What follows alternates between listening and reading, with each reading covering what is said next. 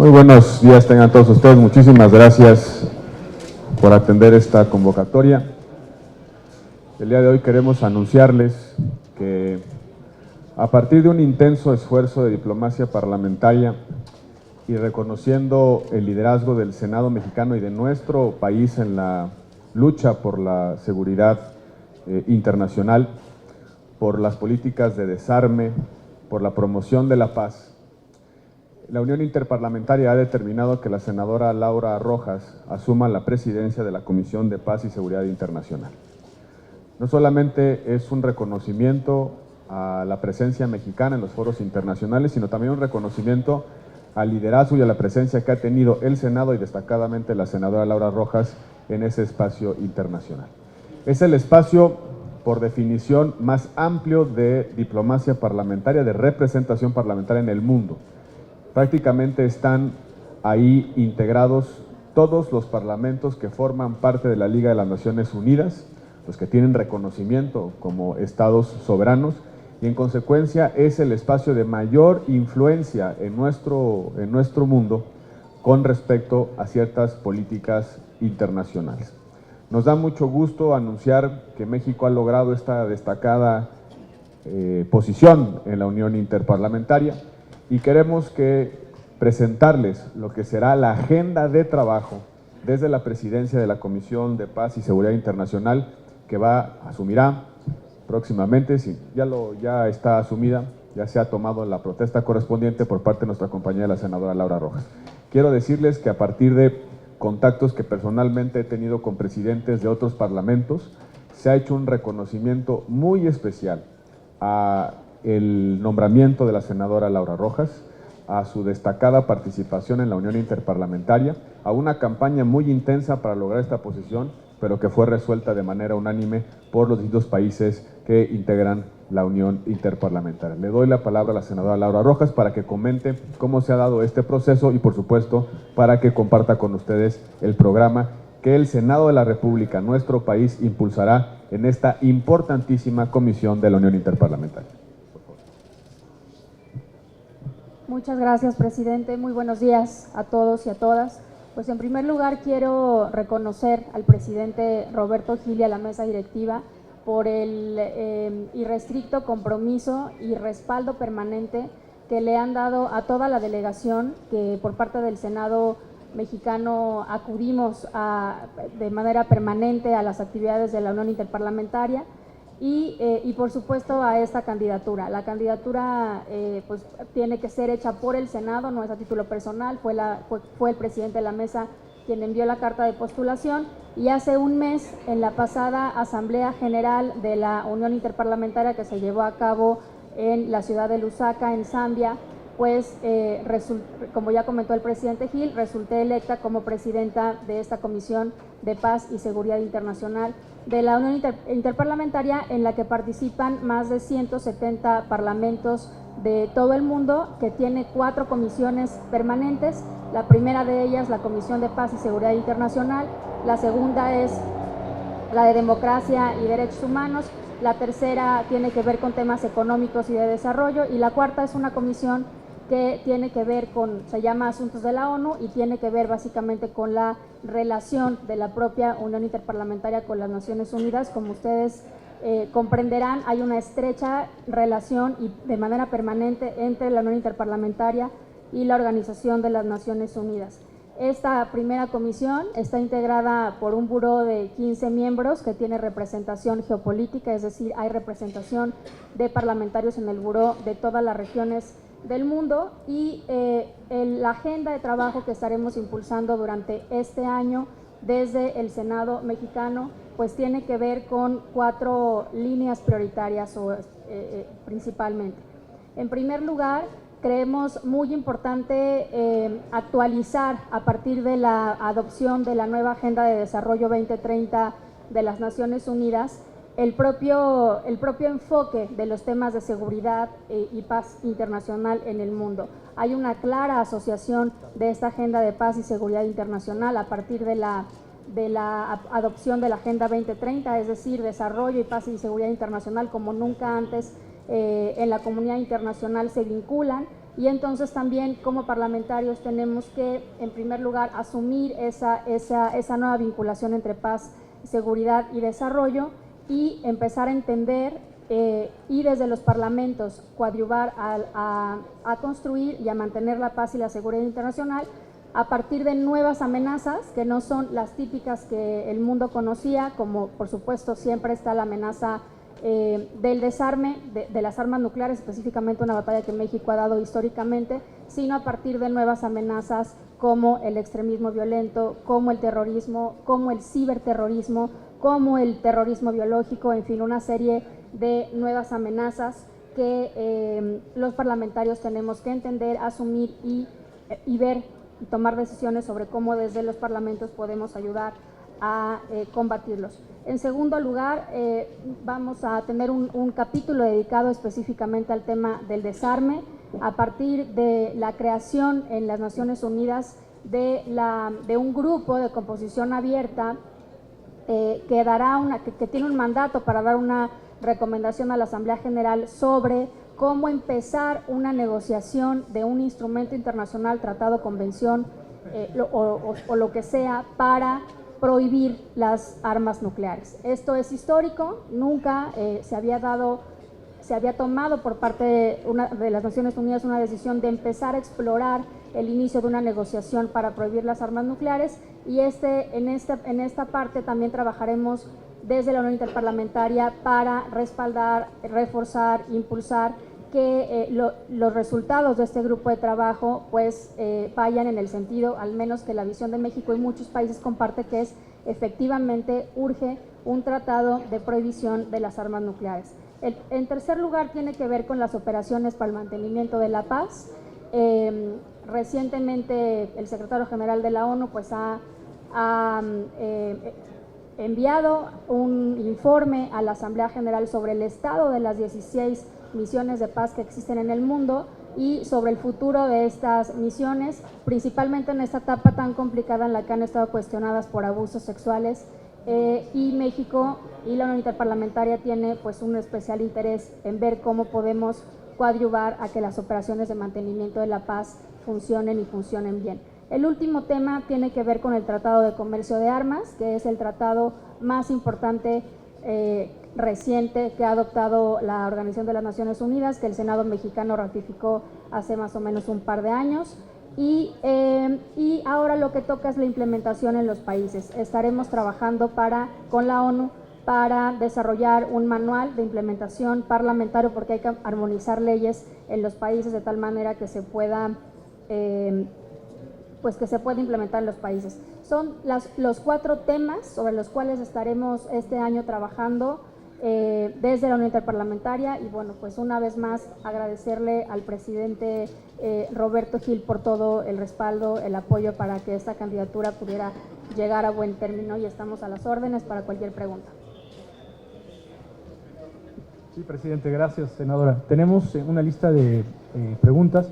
La primera es de Víctor Mayén, de Efecto Capital. Buenos días, senadora. Buenos días, presidente. 2 preguntas, una para la senadora y otra para usted, presidente. La primera, ¿cuánto va a durar su presidencia en esta comisión y cómo va a incidir en las políticas públicas de nuestro país? Y para el presidente Gil Suárez, si me puede dar una opinión de este anuncio que hace ayer el presidente Enrique Peña Nieto, de esta iniciativa que reforma la Constitución para permitir los matrimonios igualitarios, para reconocerlos ya en la Constitución. Gracias. Bueno, el mandato es 1 año con posibilidad de reelección. Esperamos hacer un trabajo muy bueno para que podamos ser reelectos. ¿Y cómo incide esto en las políticas nacionales? La verdad es que es una oportunidad para México, ahora desde el ámbito parlamentario, de reafirmar el liderazgo que en temas de desarme y ahora de Tratado de Comercio de Armas, que México fue, por supuesto, uno de los más reconocidos promotores del tratado, y en temas de operaciones de mantenimiento de la paz, ahora que ya regresamos a participar, nos va a dar mucha visibilidad como país, ahora desde el ámbito parlamentario, va a reforzar nuestro liderazgo y eso por supuesto que tiene de vuelta ya en las políticas nacionales una consecuencia, porque al afirmar nuestro compromiso internacional estamos obligados internamente, por ejemplo, a la armonización de nuestras leyes para el Tratado de Comercio de Armas, que no se ha hecho y que lo tenemos que hacer ya pronto. Con respecto a las iniciativas, como ustedes saben, ya las hemos recibido. La Comisión Permanente las turnará hoy mismo a la Cámara de los Diputados para su dictaminación. En lo personal, creo que la iniciativa que ha presentado de reforma constitucional el presidente lleva a la Constitución lo que ya resolvió la Suprema Corte de Justicia de la Nación. Hay que subrayar y recordar ese antecedente que es muy importante. Ya la Corte había reconocido un derecho humano para no ser discriminado en el acceso a la figura propiamente del derecho civil. En consecuencia, ya era parte de nuestra realidad. Ahora el planteamiento es llevarlo a la Constitución y tendrá que ser analizado con total responsabilidad desde la perspectiva de los derechos humanos y de la no discriminación. Creo que el anuncio es importante por sí mismo. Es una agenda que ha sido impulsada por muchos colectivos durante los últimos años, que, insisto, ya ha sido resuelta por la Suprema Corte de Justicia de la Nación y que forma parte de nuestra realidad jurídica y social.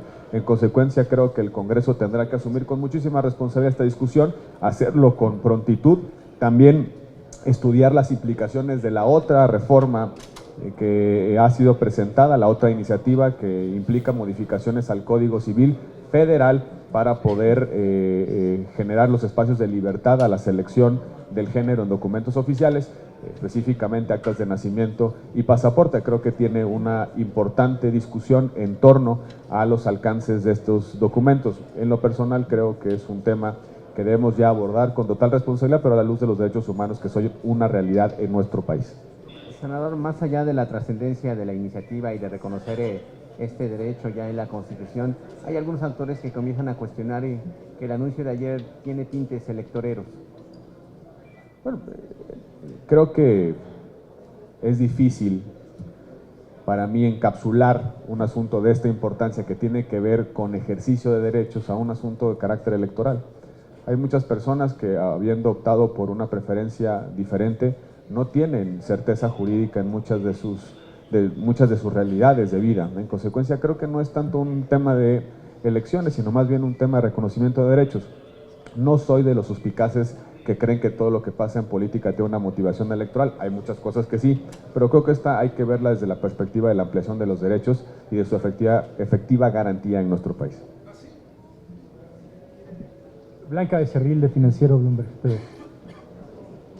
Hola, buenos días. Yo quisiera preguntarles a la senadora y también a usted, presidente, ¿cómo va el tema del extraordinario, el posible extraordinario para sacar adelante las leyes secundarias del Sistema Nacional Anticorrupción? Entendemos que ayer el PRI no quiso aprobar unas modificaciones del PRD y que por eso se siguen entrampando estas discusiones. ¿Es un hecho que ya no vamos a tener este periodo extraordinario antes del 28 de mayo, donde es la fecha límite para aprobarlas? Gracias. El día de hoy, en unas cuantas horas, habrá una reunión entre los coordinadores parlamentarios para analizar las posibilidades de convocar en las próximas semanas o tomar una decisión de convocar en una fecha cierta hacia adelante. No podemos ocultar, no hay manera de hacerlo, que no existe todavía un acuerdo sobre el conjunto de los dictámenes que componen el Sistema Nacional Anticorrupción, los 7 de 7, como se suelen denominar. Por supuesto que se siguen estudiando los documentos, los predictámenes, como ya se conocieron, hay observaciones que están formulando en la mesa, hay planteamientos que todavía no han sido despejados. Y específicamente, por ejemplo, en el tema de la publicidad de las declaraciones, hay 4 modelos en la mesa. Cada partido político tiene un modelo diferente, las organizaciones de la sociedad civil tienen un modelo diferente. Hay desde el modelo más exigente que presentó Acción Nacional, que tiene un alcance mayor que el resto, hasta la que plantea un modelo de consentimiento para publicidad. Tenemos 4 modelos en la mesa, no solamente existe uno, y en consecuencia tenemos que hacer política para encontrar el equilibrio reflexivo, el equilibrio que deje satisfechos a todas las partes en esta negociación.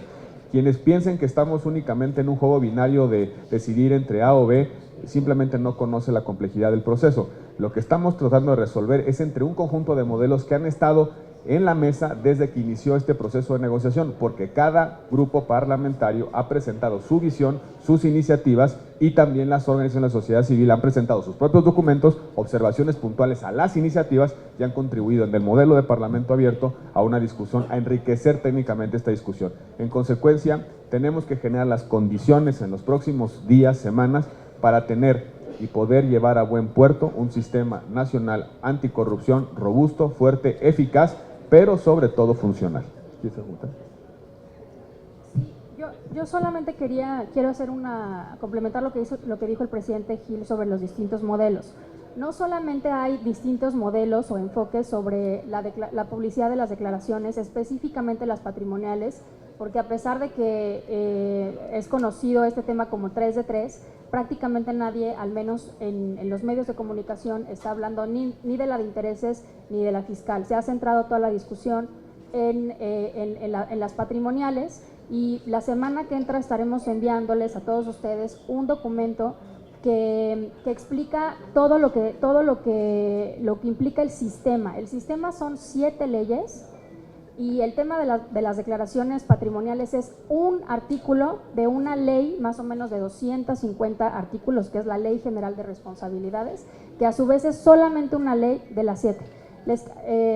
Aprovechando que hicieron la pregunta, me estoy adelantando, yo sí tengo una preocupación muy fuerte sobre que toda la discusión de meses sobre la dictaminación de las leyes anticorrupción se haya centrado solamente en el asunto de las declaraciones patrimoniales.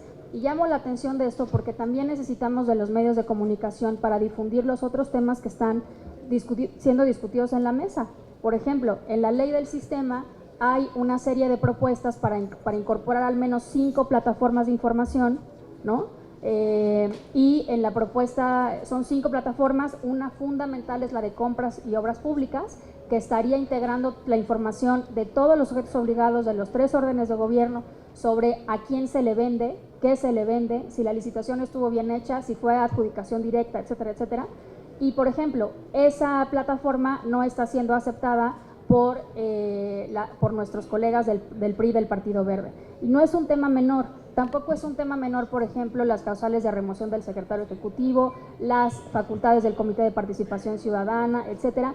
Y tampoco se ha discutido en la opinión pública toda la parte penal, que es fundamental, cómo debe de ser, qué atribuciones debe de tener la Fiscalía Especializada en Combate a la Corrupción y cómo tiene que ser rediseñado el Código Penal para poder realmente complementarse con toda la parte administrativa. Entonces, la próxima semana yo estoy preparando un documento que explique parte por parte de qué se trata cada ley, el nivel de acuerdo que tenemos hasta ahora, cuáles son los desacuerdos, porque sí creo que vale la pena empezar, y válganme la expresión, ahora sí, a hablar del sistema.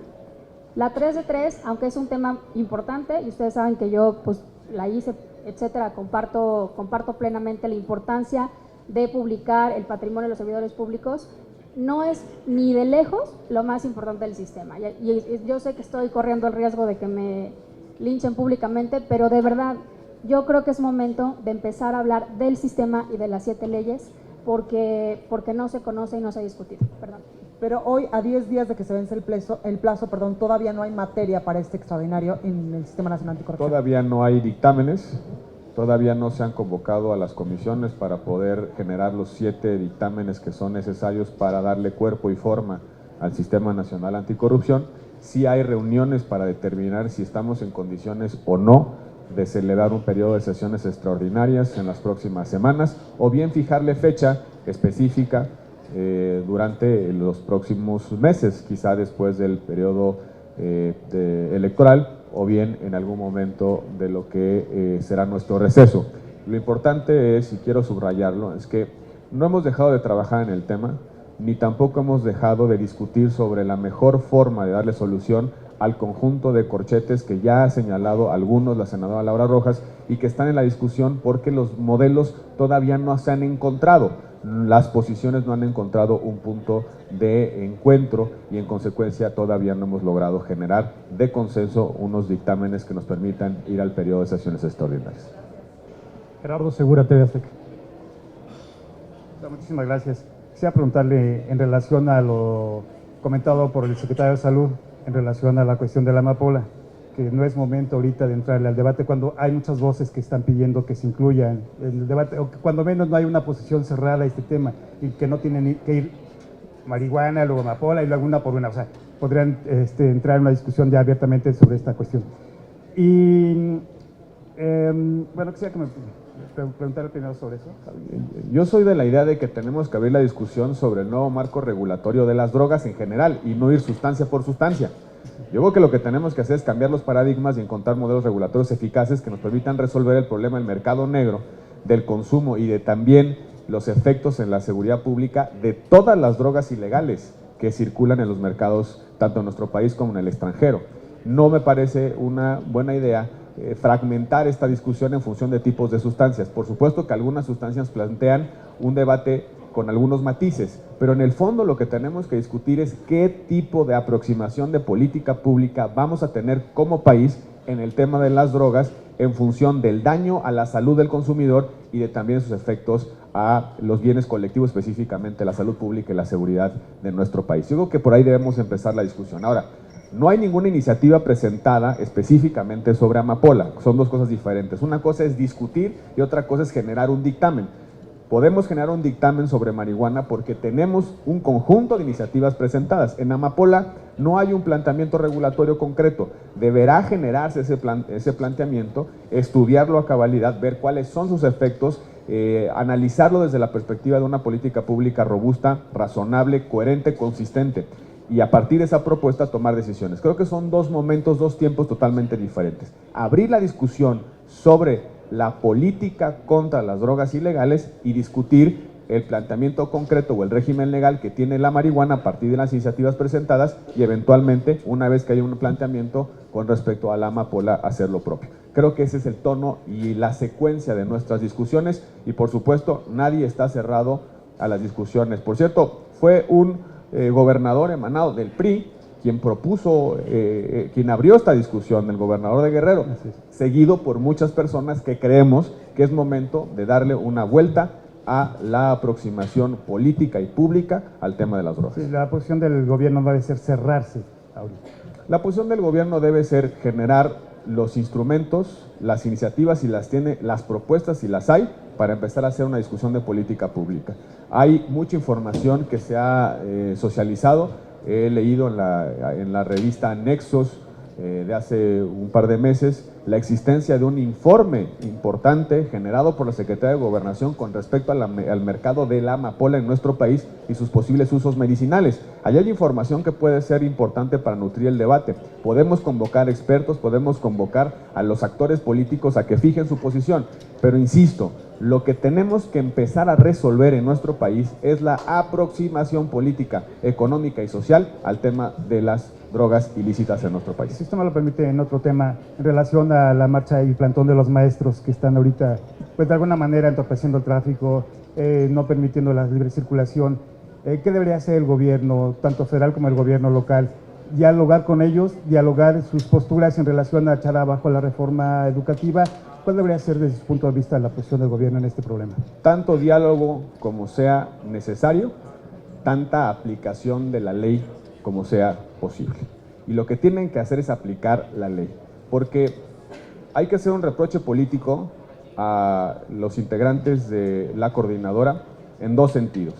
En primer lugar, por boicotear la reforma educativa y en segundo lugar, por desquiciar la vida de los habitantes de la Ciudad de México. Esos dos reproches políticos deben estar en la mesa. No tienen derecho ni a lo uno ni a lo otro. En consecuencia, el gobierno debe agotar todas las instancias de diálogo porque en un país democrático y plural el diálogo es fundamental y es la mejor manera de hacer política.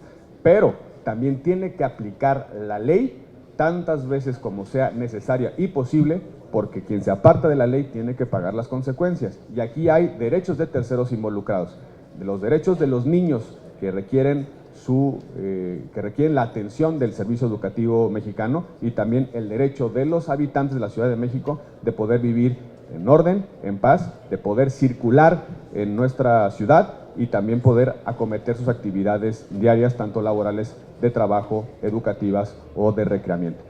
Es importantísimo, es importantísimo que la sociedad le exija a las autoridades del Distrito Federal, la Ciudad de México o federales que apliquen la ley, porque estas personas no tienen derecho ni a boicotear la reforma educativa ni tampoco a desquiciar la vida de la Ciudad de México. Gracias. Gracias. Tenemos una última pregunta de Jessica Murillo de TVC. Buenos Buenos días. Gracias, senador. Preguntarle si ya es necesario hacer un pacto de civilidad entre los partidos. Hay algunas opiniones de algunos líderes de opinión que dicen que ya preocupa los ataques ya que se escalaron a las narcoacusaciones. Después de elecciones, si se van a sostener y se va a seguir una investigación por parte de las instituciones para quienes queden y quienes no, que hayan sido acusados. Y con el tema, con respecto a la CENTE, si cree que siga siendo el secretario de Educación un buen interlocutor, ya que tanto politécnicos como maestros pues se han rechazado que sea él la persona con la que se llegue al diálogo. El problema de narcotizar el debate electoral es que sembramos veneno en la política y en la vida pública en nuestro país. En política no todo se vale, en elecciones no todo se vale, sobre todo porque hay un día después, y un día después implica gobernabilidad, diálogo, encuentro, posibilidad de articular políticas públicas. La pregunta es de qué manera estos tonos que se han escalado de difamaciones, de injurias, de infamias, de mentiras, de falseamiento de información, de pruebas, creación de pruebas, va a afectar el diálogo democrático en nuestro país. Habrá que ponernos a reflexionar cómo nos vamos a sentar a la mesa después del resultado electoral. ¿Cómo vamos a negociar, por ejemplo, el paquete económico si se han roto todos los códigos de confianza, todos los puentes de entendimiento y de diálogo entre los partidos políticos? ¿Cómo decirle a alguien que ha sido falsamente acusado de vínculos con el crimen organizado que se siente a la mesa con el partido que lo acusó, sin pruebas, falsamente, que siente a la mesa a negociar políticas públicas, a poner su contribución a la política, a poner su contribución al desarrollo de políticas públicas? Debemos ya poner un alto a las campañas negras, a las campañas de difamación y a las mentiras en nuestro país, porque después del domingo 5 de junio, hay otro día en el que tendremos que seguir construyendo bienes públicos para nuestro país, acuerdos políticos para resolver los grandes problemas sociales. Y la gran interrogante es cómo vamos a terminar después de este proceso. El gran problema de narcotizar el debate electoral es que se rompen los puentes de diálogo. Y en consecuencia creo que tienen mucha razón quienes están señalando que no todo en política se vale, ni tampoco que todo en política debe estar permitido. Y ahí hay un amplio margen de responsabilidad, de autocontención de los partidos políticos, precisamente para que en sus estrategias de campaña traten de ponerle cierta mesura y cierta responsabilidad. ¿Cómo va a pedirle, por ejemplo, el gobierno de la República a un partido político cuyos candidatos han sido lastimados con acusaciones falsas, que el día de mañana nos sentemos a discutir reformas de gran trascendencia? ¿Con qué legitimidad puede convocar a alguien que lastimó al otro, lo lastimó de manera indebida, a que le ayude a conducir los destinos del país? Estamos entrando a una ruta muy peligrosa de desencuentro político, y si al final todo en nuestra política es cruce de acusaciones, a ver quién termina por cerrar la puerta o quién es el último que abandona el salón. Con respecto a la segunda pregunta, yo creo que no hay otro interlocutor, es la responsabilidad y la cartera del secretario de Educación Pública. Por supuesto que dependerá de las estrategias de diálogo del gobierno si otros interlocutores entran a apoyar o a suplir, a generar otro espacio, otro margen de diálogo, pero el interlocutor, el responsable directo de esta agenda es el secretario de Educación Pública en nuestro país. Muchas gracias, compañeros. Gracias, presidente. Gracias a todos. Muy buenas tardes.